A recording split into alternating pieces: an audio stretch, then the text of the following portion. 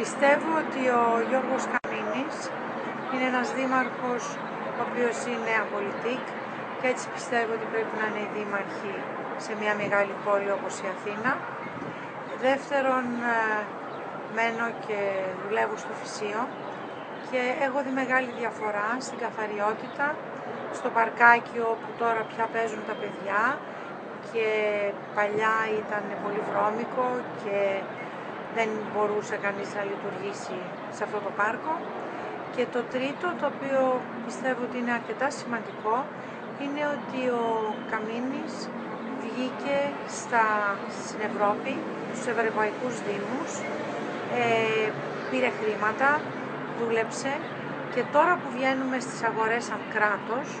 μετά από πολύ καιρό, πιστεύω επίσης ότι θα βοηθήσει πάρα πολύ